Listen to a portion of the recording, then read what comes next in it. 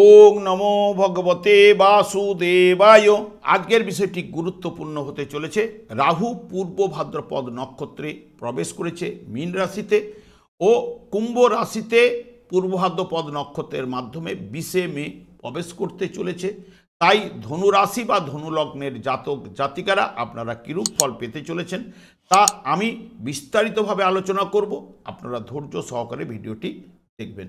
আমার প্রিয় দর্শক বন্ধুকে আমার আন্তরিক অভিনন্দন, শুভেচ্ছা ও ভালোবাসা জানাই। আমি আশা করি অনাদির আদি গোবিন্দের অশেষ করুণায় আপনারা সকলেই কুশলে আছেন। দেখুন, দেবগুরু বৃহস্পতি হচ্ছে জ্ঞানদাতা, সব বিজ্ঞান, সব দর্শন, সব ধর্মের মূল তত্ত্ব।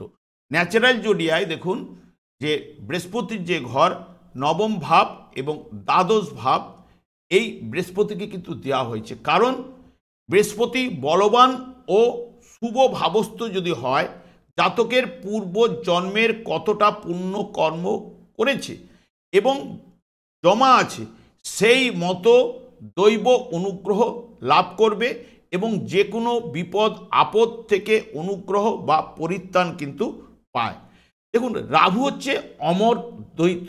এই যে সমুদ্র মন্থনের সময় রাহু সেই অমৃতের ভাণ্ড যে উঠে এসেছিল, অমৃত পান করেছিল, সেই কারণে রাহু কিন্তু অমর।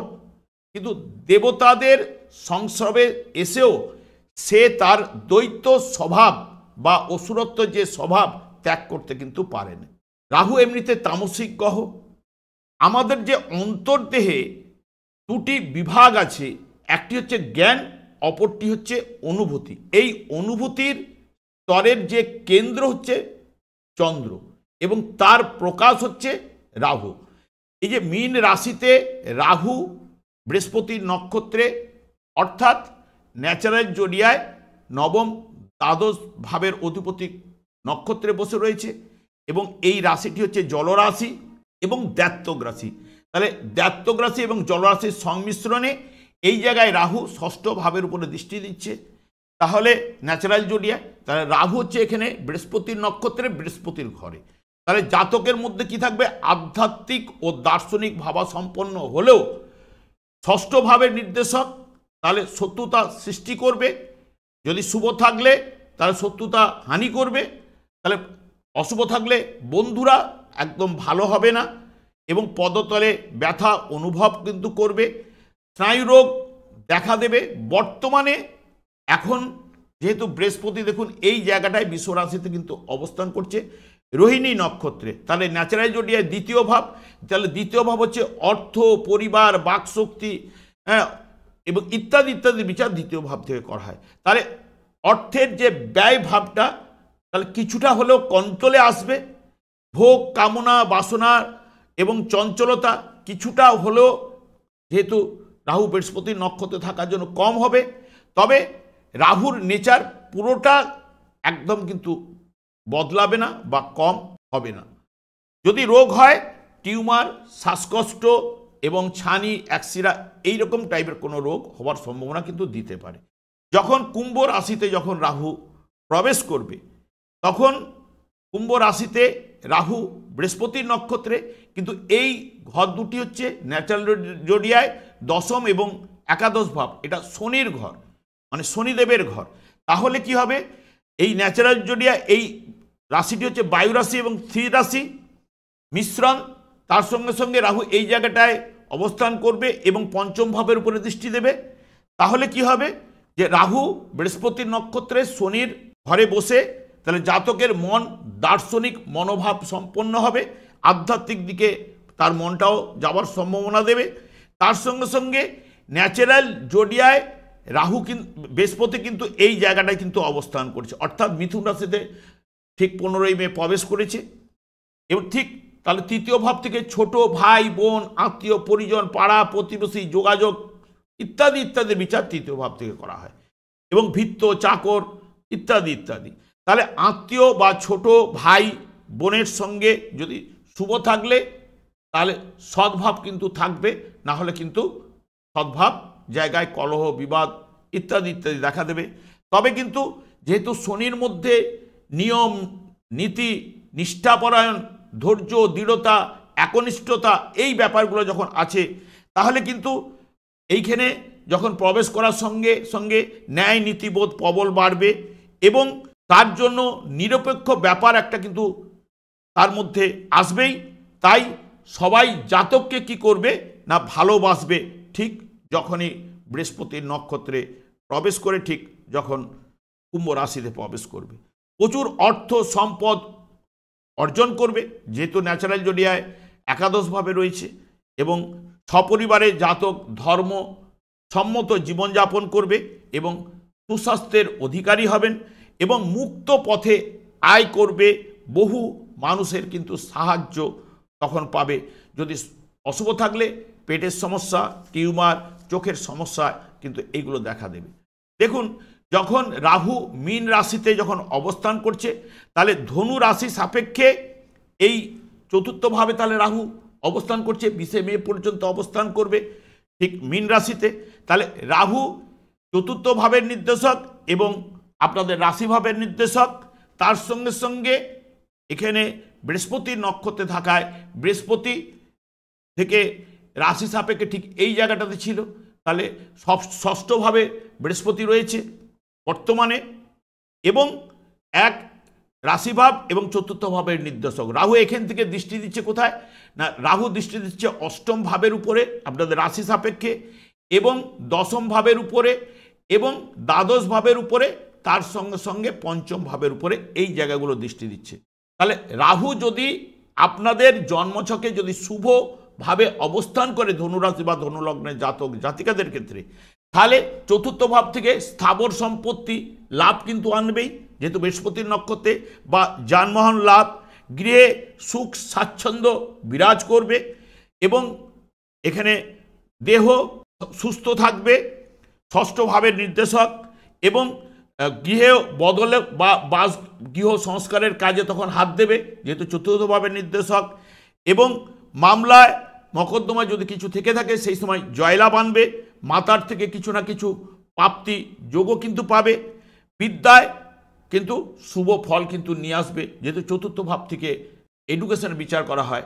যদি অশুভ থাকলে ঠিক এর অপোজিট, তাহলে বিদ্যাক্ষেত্রায় কী হবে, মন বসাতে পারবে না, উড়ু উড়ু মন, উদাসীন ইত্যাদি ইত্যাদি। তাহলে মামলা মকদ্দমায় পরাজয় স্বীকার করতে হবে এই অশুভ থাকলে। যদি জন্মছকে যার শুভ রয়েছে তারা কিন্তু পজিটিভ রেজাল্ট পাবে।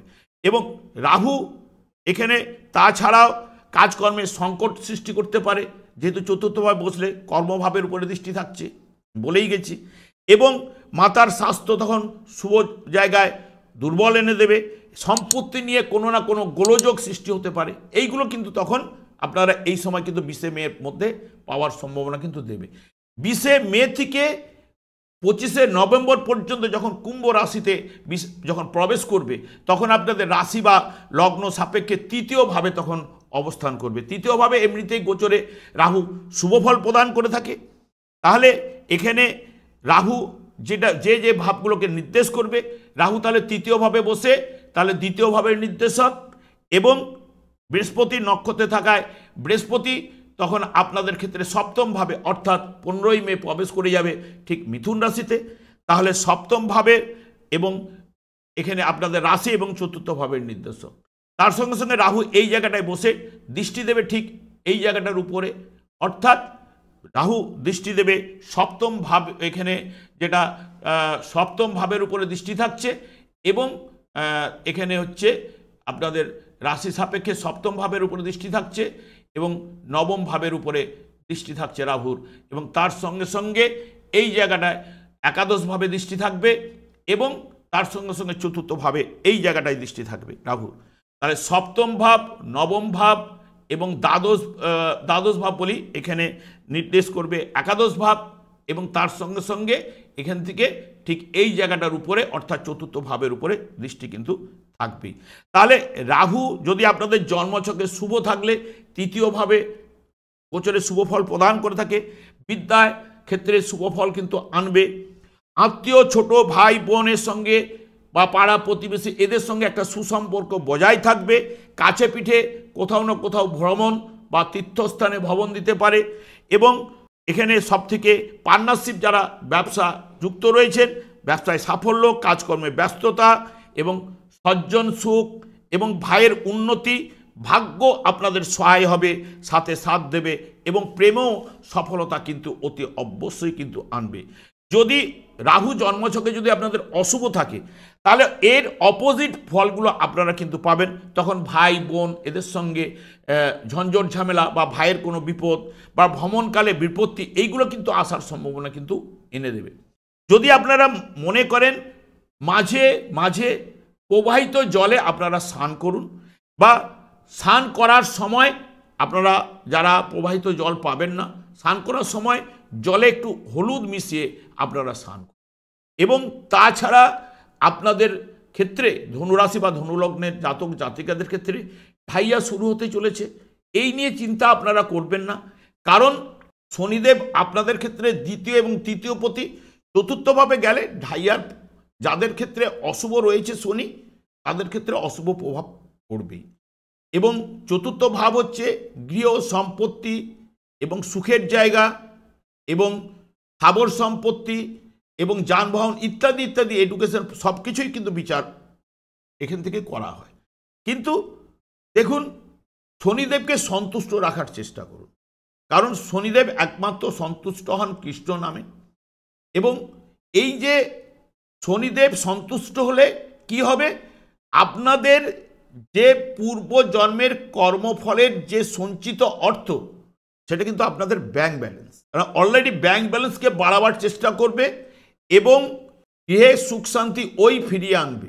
কারণ শনিদেবের মধ্যে যে পাওয়ার বা যা ক্ষমতা রয়েছে, সকল গ্রহকে কিন্তু কন্ট্রোল করার ক্ষমতা কিন্তু শনিদেব রাখে। এবং সেই কারণে এই যুগের যুগধর্ম, 4 যুগে 4টি যুগধর্ম রয়েছে। এই যুগের যুগধর্ম হচ্ছে হরে কৃষ্ণ মহামন্ত্র। এই হরে কৃষ্ণ মহামন্ত্রে একমাত্র শনিদেব সন্তুষ্ট হন। এই নাম আপনারা জপ করুন। গোলক বৃন্দাবন থেকে শ্রী চৈতন্য মহাপ্রভু এই নাম জীবেদের উদ্ধার করার জন্য পদার্পণ করে গেছে। আপনারা এই নাম অতি অবশ্যই করুন। আপনাদের যে অশুভ যে সময় সেটা কিন্তু দূরীভূত হবে। আপনাদের সংসারে সুখ শান্তি আনন্দের বাতাবরণ কিন্তু বয়ে নিয়ে আসবে। এবং আমি আর দীর্ঘায়িত করছি না, আমি আচার্য কমল শাস্ত্রী এই চ্যানেলে প্রত্যেক বুধবার এবং শুক্রবার সন্ধ্যা 8:30 লাইভ অনুষ্ঠান নিয়ে উপস্থিত হই। ঠিক ওই সময় আমাকে ফোন করলে আপনারা নিজেদের ভাগ্য বিষয়ে জানতে পারবেন।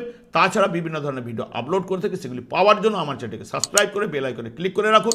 যখন আমি লাইভ অনুষ্ঠান বা যে কোনো ভিডিও আপলোড করব আপনাদের নোটিফিকেশন পৌঁছে। আমি অনাদিরাদি গোবিন্দের কাছে প্রার্থনা করি আপনারা ভালো থাকুন, সুস্থ থাকুন, আনন্দে থাকুন। আজ এই পর্যন্ত, পরের ভিডিওতে দেখা হচ্ছে। নমস্কার।